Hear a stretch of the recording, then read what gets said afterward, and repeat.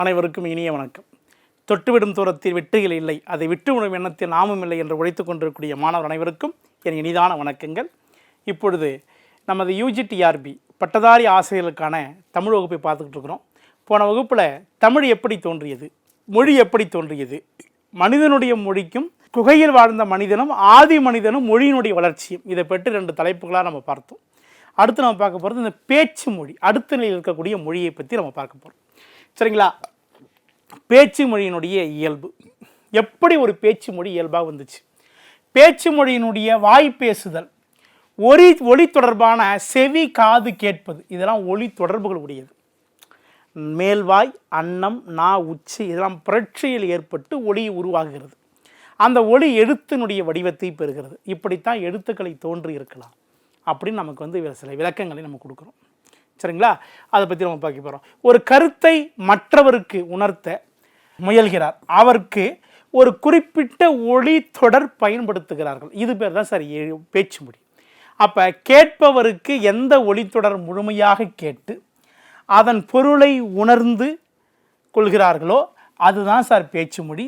இந்நிகழ்வின் போது பேசுபவருக்கு சொற்களோ அல்லது தனித்தனி ஒலிகளோ நினைவுக்கு வருவதில்லை. அதே போல் அதை கேட்பவருக்கு அதை தனித்தனி நினைவுகளுக்கும் வருவதில்லை. அவர் கருத்துக்களை மட்டுமே நேரடியாக புரிந்து கொள்கிறார். உண்மைதான்.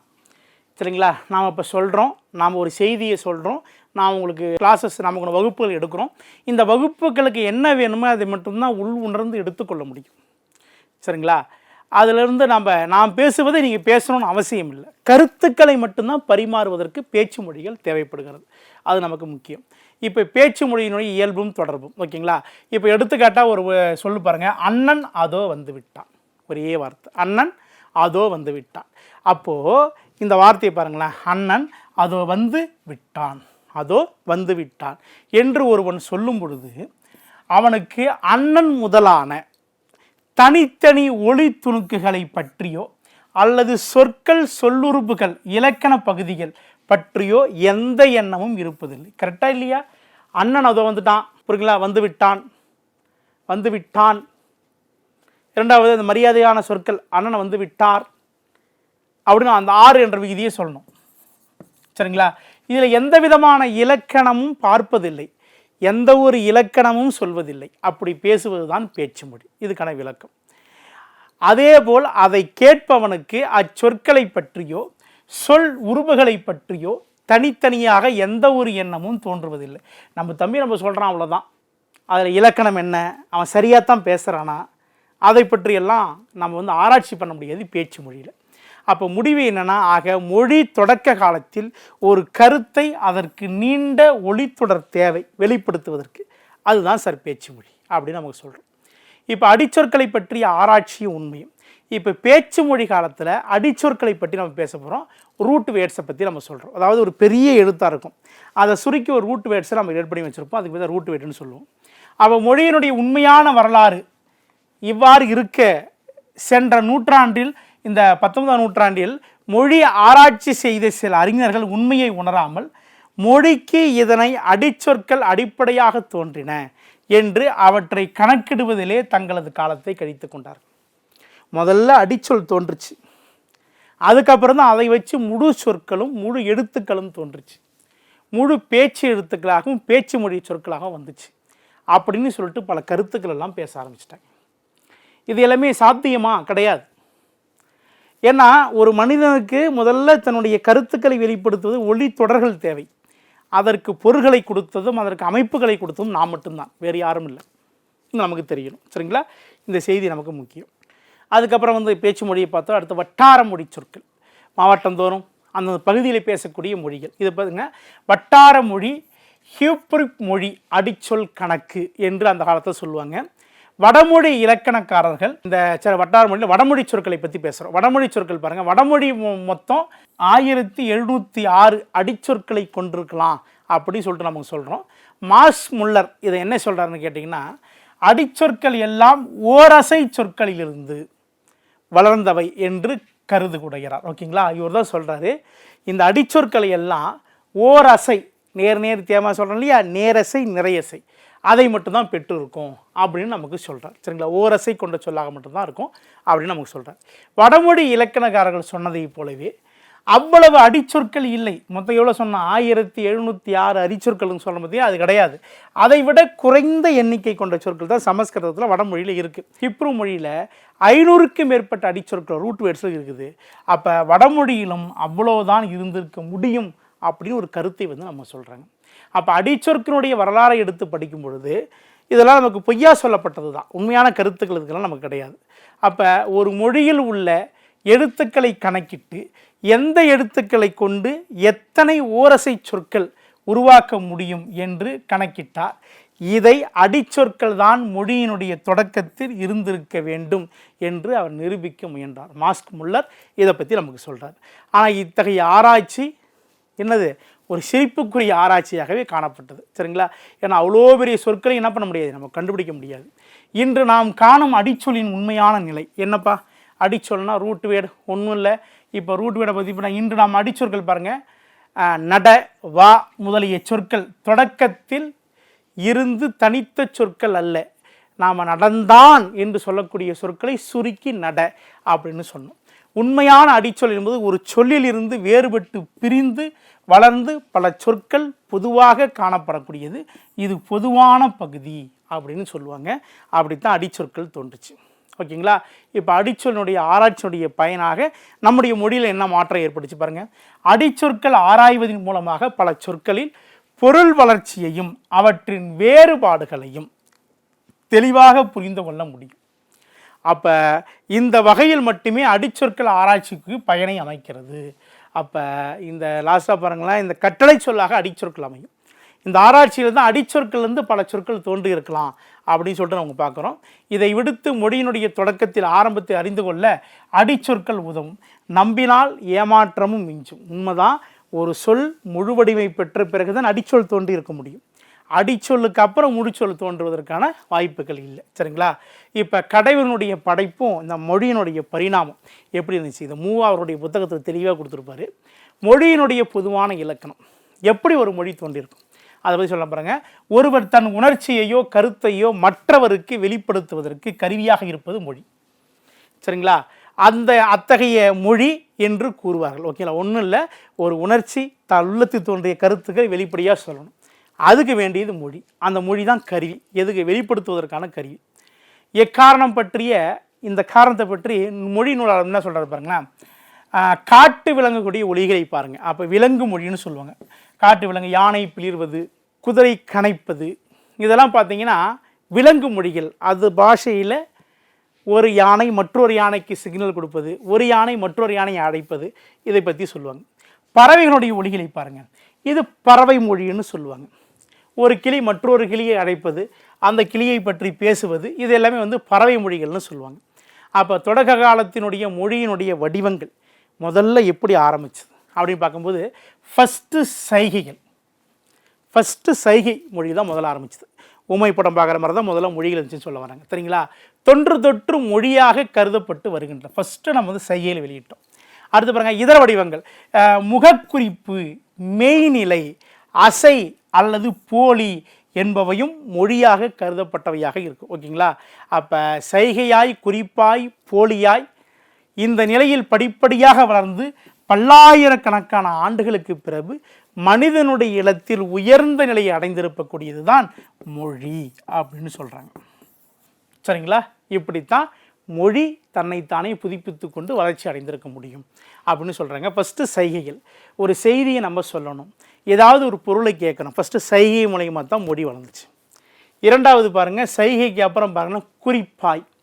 சரிங்களா, அது என்ன சார் குறிப்பாய், எதையாவது ஒன்று வேண்டும்னா குறிப்பறிதல்னு சொல்லுவாங்க. அதாவது இரவு நேரத்தில் சூரிய வெளிச்சத்தின் போது என்ன கிடைக்கும், சூரியனுடைய வெளிச்சம் கிடைக்கும். அப்போ இரவில் போய் அதாவது குடிசைக்குள்ளே போயிடுவாங்க. இது வந்து குளிர்ச்சியை இது வெயிலை தரக்கூடியது, குறிப்பை பற்றி சொல்லுவாங்க. அதுக்கப்புறம் நம்ம என்ன பண்ண போகிறோம், போலின்னு சொல்கிறோம். பல போலியான மொழிகள் உருவாச்சு, பல போலியான செய்கைகள் உருவாச்சு. அதிலிருந்து திருந்தி உருவானது தான் மொழி அப்படின்றத பற்றி நம்ம பார்க்க போகிறோம். அப்போ இன்று நாகரிக மக்களிடையே வரி வடிவம் அப்படின்னா எழுத்து, ஒளி வடிவம் அப்படின்னா பேச்சு ஆகியவை இரண்டுமே மொழியினுடைய நீண்டகால கூறுதல் அறிவினுடைய பரிணாமம். இப்படித்தான் அந்த காலத்திலிருந்து மொழிகள் தன்னைத்தானே புதுப்பித்து கொண்டு இந்த அளவில் ஆங்கிலமாகவும் கிறிஸ்துவமாக சமஸ்கிருதமாகவும் தமிழாகவும் இன்றளவுக்கு நமக்கு கிடைச்சிருக்கு. இதான் மொழியினுடைய சிறப்புகள். அப்படியே பாருங்கள், கடவுள் படைப்பு கொள்கையினுடைய காரணம். அப்போ மொழி பிறப்பை பற்றி நம் முன்னோர்கள் பல்வேறு கருத்துக்களை பேசினாங்க. அதில் கடவுள் வழியாக மொழி வந்து சொல்கிறாங்க பாருங்கள். அவர் செய்கை முதலான எளிய நிலையில் உள்ள மொழிகளுக்கும் பேச்சு எழுத்து முதலிய உயர்நிலை உள்ள மொழிகளுக்கும் இடையே உள்ள தொடர்பை உணரவில்லை. இன்றளவும் ஏட்டில் எழுதப்படாத மொழிகள் பல உண்டு. இன்றளவும் ஏட்டில் எழுதப்பட்டு மட்டும் இருக்கும், ஆனால் பேச்சு மொழியில் இல்லாத மொழிகள் பல உண்டு. இந்த அளவுக்கு நம்ம மொழியை பற்றி நம்ம பார்க்குறோம். இதனால் உயர்நிலையில் பேச்சும் எழுத்தும் எதிரிலிருந்து தோன்றி வளர்ந்தது என்பதை அவர்களால் விளக்க முடியவில்லை. ஃபஸ்ட்டு கான்செப்ட் அதுதான்.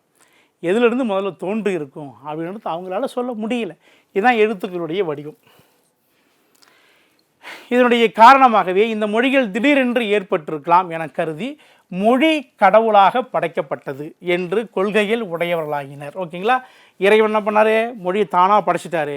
எப்படி இறைவன் வந்து மக்களை படைத்தாரோ அதை போன்று மொழிகளையும் படிச்சுட்டு ஒரு சில பேர் சொல்லி என்ன பண்ணார், அதன் மூலமாக உலகம் ஃபுல்லாக மொழிகள் பரவியிருக்கலாம் அப்படின்னு சொல்லிட்டு நம்ம சில கருத்துக்கள் எல்லாம் சொல்கிறாங்க. இப்போ கடவுள் படைப்புடைய கொள்கையில் உள்ளக்கூடிய விளக்கங்கள் என்ன பாருங்கள், சிலருடைய கொள்கைகளை பற்றி சொல்கிறாங்க பாருங்கள். மொழியினுடைய பகுதிகளையும் முழு சொற்களையும் கடவுளே அவனுடைய வியக்கத்தக்க ஆற்றலால் படைத்து முதலில் தோன்றிய மக்களுக்கு வழங்கினார் என்று சில கருத்துக்களை சொல்கிறாங்க. இதுக்கு புராண கூற்று பல உண்டு. தென்மொழியாகிய தமிழும் வடமொழியும் சிவபெருமானுடைய கை உடுக்கையில், ஓகேங்களா, அங்கிருந்து தோன்றி இருக்குது அப்படின்னு சொல்கிறாங்க. அப்போ புராண கூற்றாகவும் சிவபெருமானுடைய வடமொழி பாணிக்கும் தென்மொழியினுடைய அகத்தியருக்கும் வகுத்திருக்கலாம் என்று சில கருத்துக்களை நமக்கு சொல்கிறாங்க. அப்போ புராண காலத்தின் அடிப்படையில் கடவுள் நமக்கு மொழியை கொடுத்துருப்பாரு அப்படின்னு சொல்லிட்டு மொழியினுடைய இலக்கணத்தை பற்றி நமக்கு சொல்கிறாங்க. முதலில் தோன்றிய மனிதர்கள் நாம் இன்று அணிவது போன்ற ஆடை அணிகலன்லாம் அணிகிறது கிடையாது. நாம் வாழ்வதை போன்று தனித்தமான வீடுகள் பூமியில் பிறந்தவர்கள் என்று எண்ணுவது அவ்வளவு தவறோ.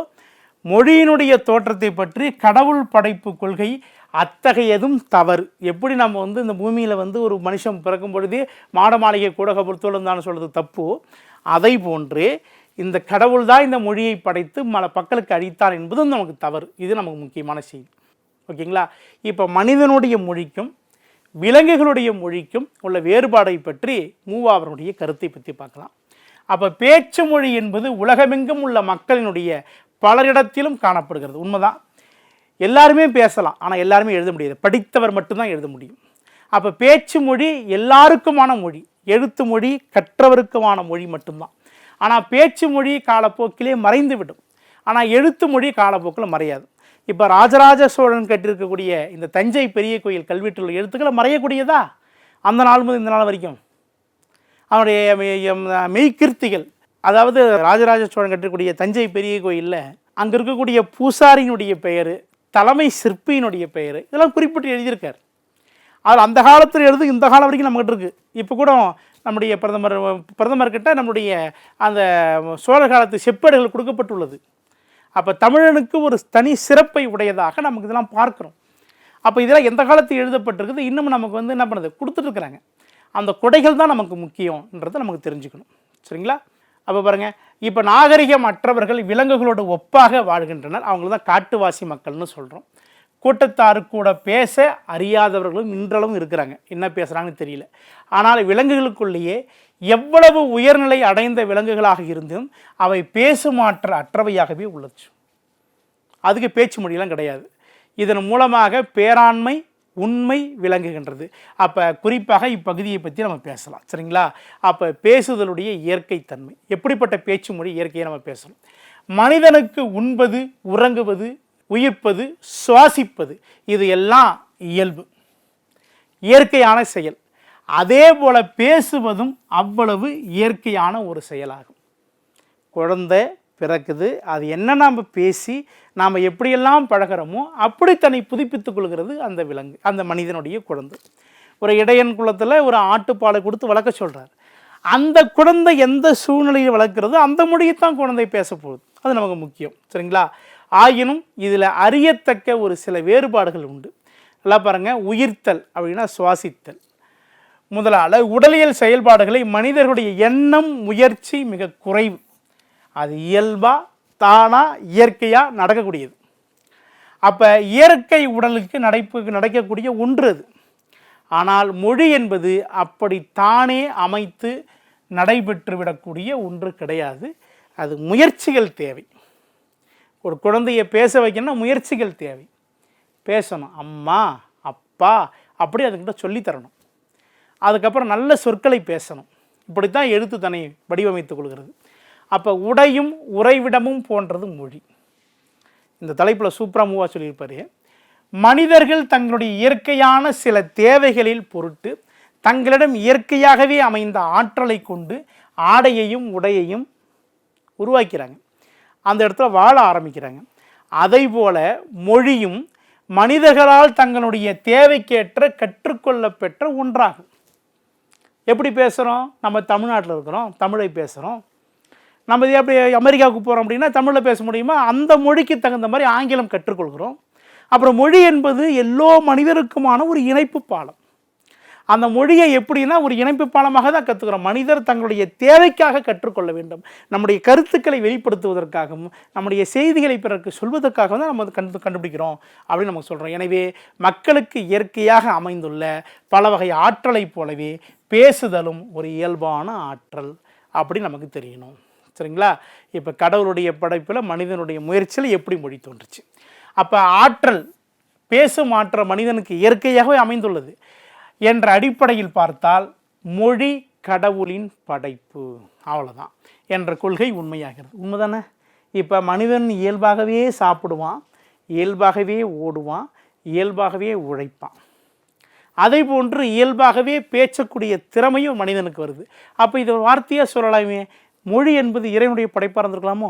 அந்த குழந்தை பிறக்கும் பொழுதே இங்கு தான் பிறக்கணும், இந்த மொழி தான் நான் பேசணும், இறைவன் படைச்சிருக்கலாம் இல்லையா?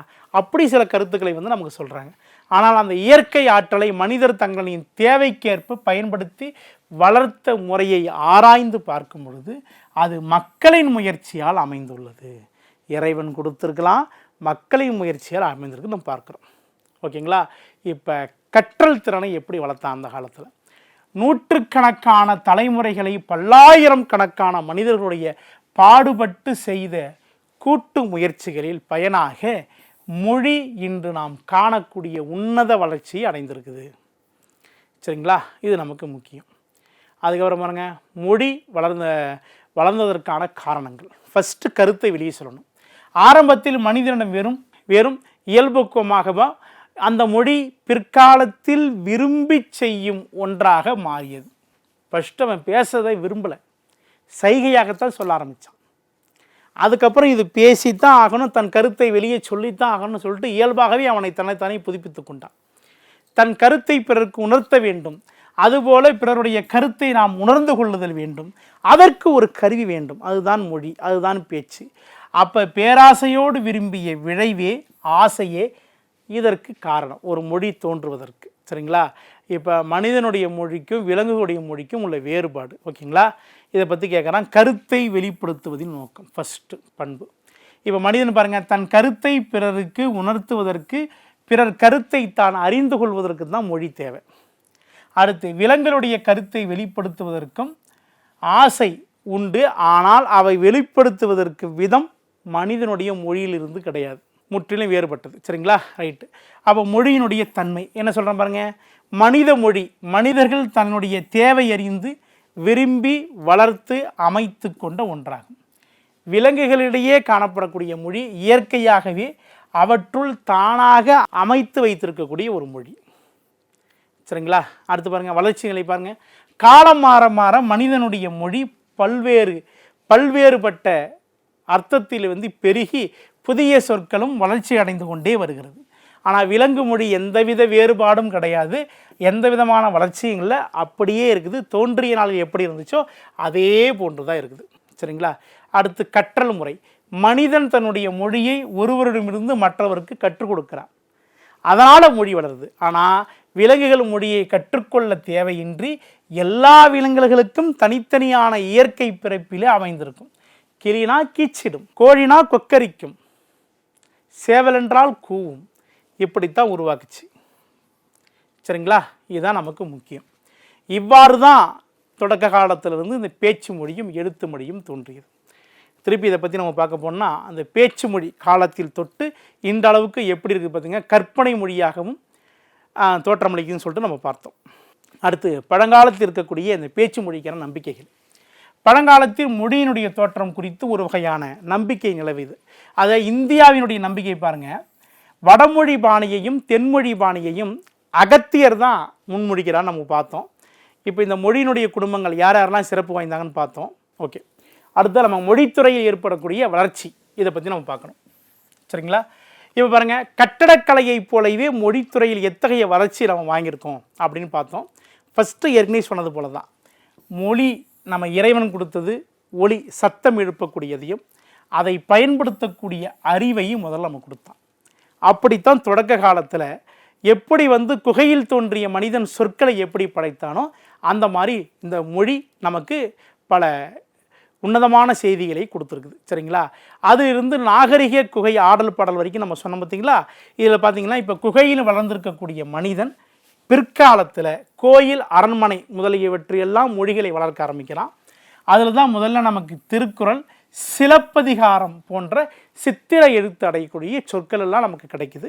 இதிலிருந்தால் மொழி எழுத்து மொழியாகவும் பிற்காலத்தில் மனிதன் பயன்படுத்தக்கூடிய மொழியாகவும் நமக்கு இருந்ததாக செய்திகளை பற்றி நமக்கு சொல்கிறோம். சரிங்களா? இப்போ மொழியினுடைய சமுதாய வளர்ச்சி அதை பற்றி நம்ம பார்க்க போகிறோம். இப்போ சமுதாய வரலாறு, மொழியினுடைய தோற்றத்தை பற்றி நம்ம பார்க்குறோம். இப்போ மொழியினுடைய தோற்றத்தை அறிய உதவுவதற்காக மனிதர்களுடைய தோற்றத்தையும் சமூக அமைப்பையும் கொண்டு ஏற்றத்தாழ்வுகளை கொண்டிருக்கக்கூடிய இந்த மொழி தோன்றுச்சு அப்படிதை பற்றி நம்ம பார்க்குறோம். என்ன சொல்கிறாங்க பாருங்களேன். ஃபஸ்ட்டு பாருங்கள், மொழி தோன்றுவதற்கான வரலாறை பற்றி நம்ம பார்த்தோம். எப்படி சார் மொழி தோன்றுச்சு? முதல்ல நம்ம சொன்னோம் இல்லைங்களா, எப்படி மொழி தோன்றுச்சு? சமூக அமைப்பை ஒட்டி அமைந்திருந்தது. ஒரு குழுவாக பேசுவாங்க. இப்போ நம்ம தமிழர் தமிழை பேசினோம், அமெரிக்காவில் இருக்கவங்க எல்லாமே ஆங்கிலம் பேசுவாங்க. அந்த மாதிரி குழுவாக அமைந்தது தான் மொழி அப்படின்னு நமக்கு சொல்லணும். மனிதன் தன் மனதில் தோன்றிய கருத்தை பிறருக்கு உணர்த்துவதற்காக தோன்றியது தான் இந்த மொழின்னு நமக்கு சொல்கிறோம். முக்கிய குறிப்புக்கு பாருங்கள், இந்த உளநூலும் சமுதாய நூலும் என்று சொல்லக்கூடிய இந்த நூல் மொழியினுடைய நூலுக்கு மிகப்பெரிய அளவில் துணை நிற்கிறது. எப்படி தன் கருத்துக்களை வெளிப்படுத்தணும், வெளிப்படுத்த விதத்தில் எப்படிப்பட்ட செய்திகள் நமக்கு கொடுக்கணும் அப்படின்றத பற்றி நம்ம பார்த்து சொல்ல முடியுது. ஃபஸ்ட்டு பாருங்கள், தோன்றியது சைகை மொழி. எப்படி சைகை தோன்றியது பாருங்கள். இந்த சைகை மொழி நமக்கு முக்கியமாக, சைகையினுடைய முக்கியத்துவம் என்ன சொல்கிறாங்க பாருங்கள். சைகையிலிருந்து மொழி தோன்றியது, இது ஒரு சிலர் கூறுகின்றனர். ஃபஸ்ட்டு சைகை, முதல்ல சைகையிலிருந்து தோன்றின்னு சொல்கிறோம். எப்படி பாருங்கள், சைகை அனைத்தும் மனிதனுடைய அறிவை அடிப்படையாக கொண்டது. ஏன்னா மூளை என்ன சொல்லுதோ அதுதான் நம்ம சைகையிலே பண்ண முடியும். அதுதான் பிற்காலத்தில் மொழியாக மாறியிருக்கலாம் அப்படின்னு நமக்கு சொல்கிறாங்க. இப்போ சுட்டி காட்டுதல் போன்ற மிக எளிய சைகைகளை கூட உலகில் எந்த ஒரு விலங்கினிடமிருந்து நாம் காண முடியாது. ஆனால் உலகளவில் அனைத்து மனிதர்களும் சுட்டி காட்டக்கூடிய அமைப்பை பெற்றிருப்போம். ஒரு விரலை காட்டி அங்கே இருக்குது அப்படின்னு சொல்லக்கூடிய செய்தி சைகை மூலயமா தான் ஒரு மொழி தோன்றி இருக்கலாம் அப்படின்னு சொல்கிறாங்க.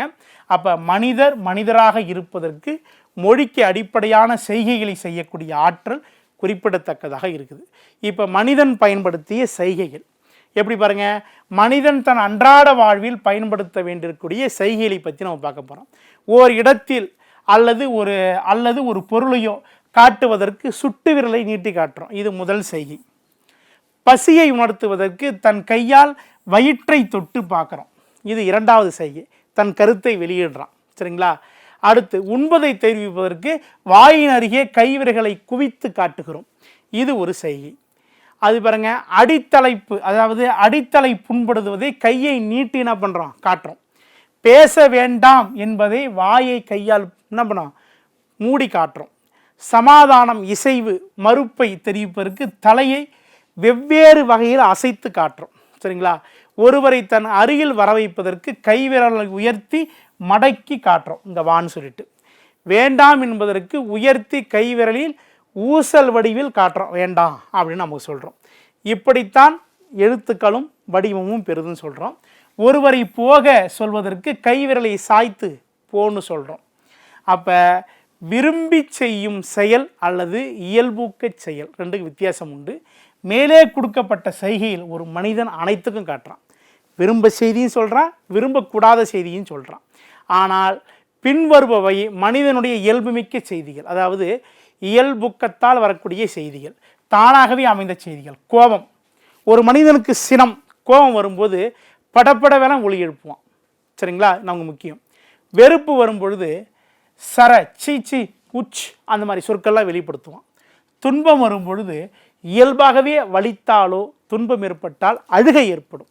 இது நமக்கு இயல்பாகவே வரக்கூடியது. மகிழ்ச்சி மிகுங்கும் பொழுது ஆரவாரம் செய்து சிரிப்பது, இது எல்லாமே செய்கை, விரும்புவதற்கு செய்கை, இயல்பாகவே ஒரு மனிதனுக்கு கூடிய செய்தி. ஒருத்தருடைய முகத்தை நேராக பார்த்தால் அவன் கோபமாக இருக்கானா, அவன் சிரித்து கொண்டிருக்கிறானா, அவன் பேசி கொண்டிருக்கிறானா அப்படின்றத இயல்பாகவே நம்மளால் பார்க்க முடியுது. இப்படித்தான் செய்கை தன்னைத்தானே வளர்த்து கொண்டு மொழியாக மாற்றின்னு சொல்கிறோம்.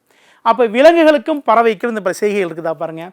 விலங்குகளும் பறவைகளும் அறிந்த மொழிகள் அனைத்தும் இயல்புக்கே இருக்கக்கூடிய மொழிகள் தான். என்ன காரணம் பாருங்கள், இவை மனிதர்களை போன்று செய்கை மொழிகள் விலங்குகளுக்கு கிடையாது, பறவைகளுக்கும் எட்டாதவை. அதனால் அது என்ன செய்யுதோ அதுதான் அதனுடைய இயல்பு. அப்போ ஒலிக்கு மாறிய வீதம் பழங்கால மனிதர்கள் செய்கை மொழிகளை தக்கவாறு பயன்படுத்தி ஆற்றலை பெற்றிருந்தார்கள். காரணத்தாலே தங்களது குரலிலிருந்து எழும் ஒலிகளை தக்கவாறு பயன்படுத்தி ஏற்றுக்கொள்கிறார்கள். இப்படித்தான் மொழிகள் வந்துச்சு. அதுக்கப்புறம் தான் குரல் ஒலி. இப்படி மொழி அப்படின்னு பாருங்கள், செய்கை மொழியில் இருந்த இடையூறுகள் குறைகள். ஃபஸ்ட்டு செய்கை மொழியில் எப்படிப்பட்ட இடையூறு இருந்து பாருங்கள். கருத்தை உணர்த்துவதற்கு செய்கை மிகப்பெரிய அளவிலாக பயன்படுத்தப்பட்டது. உலகத்தில் நினைத்ததை முழுமையாக பிறருக்கு உணர்த்துவது செய்கையால் போதாது. பல முறை சொல்லி பார்க்கலாம், ஆனால் செய்கையால் போதாது. மேலும் செய்கைகளை பயன்படுத்துவதில் சில நடைமுறை இடையூறு சிக்கல்கள் இருக்குது. அது பாருங்கள், இருள் மற்றும் மறைவிடம், கண்காணாத தூரத்திலோ அல்லது வெளிச்சமில்லாத இரவு நேரத்திலோ செய்கைகளை செய்தால் அதனை பிறரால் அறிய முடியாது. உண்மைதானே? ஒளி சொன்னால் மட்டும்தான் இருட்டில் கூப்பிட்டா தெரியும். நான் இங்கே செய்கையில் காட்டினா ஒன்றுமே தெரியாது. அதான் சொல்ல வராங்க. தொழில் செய்யும் பொழுது உள்ள தடைகள் இந்த செய்கையால். கையால் வேலை செய்து கொண்டிருக்கும் பொழுது ஒருவன் அந்த வேலையை நிறுத்திவிட்டு ஒழிய செய்கைகளை செய்ய முடியும். பேச்சு மொழி இருந்தால் வேலை செஞ்சுக்கிட்டே செய்யலாம். அப்போ இந்த செய்கை மொழியில் குறைகள் இதெல்லாம். அதனால தான் நமக்கு பேச்சு மொழி உலகத்தில் தோன்றுச்சுன்னு சொல்கிறாங்க. பேசிக்கொண்டே வேலை செய்வது போய் ஒரு நாள் எந்த நேரத்தில் செய்கை செய்து கொண்டு பண்ண முடியாது. அதனால தான் குரல் வலையினுடைய தோற்றம் எப்படி தோன்றுச்சு பாருங்கள். ஒருவேளை மனிதன் செய்கைகள் வேறு எந்த தொழிலுக்கும் தேவைப்படாமல் சும்மா இருந்திருந்தால் பழங்கால மனிதர்கள் செய்கை மொழியோடு மட்டுமே நின்று விட்டுருப்பாங்க. உண்மைதானே? இப்போ வேட்டையாட போகிறான், இருட்டில் போகிறான், எந்த விதமான செயல்களும் செய்யாமல் அவன் இருக்கிறான்னு வச்சுக்கோங்க, அந்த செய்கை மொழியே நின்றுட்டுருக்கும். இந்த மொழி இந்த அளவுக்கு என்ன பண்ணியிருக்காது, வளர்ச்சி அடைஞ்சிருக்காது. அப்போ மொழி என்ற எந்த தேவையை உணர்த்த வேண்டுமோ அதுதான் சார் மொழி. அப்போ செய்கைகளை பயன்படுத்திய கைகள் வேறு வேலைக்கு போகின்ற பொழுது தான் நம்ம செய்கைகளை பயன்படுத்துகிறோம்.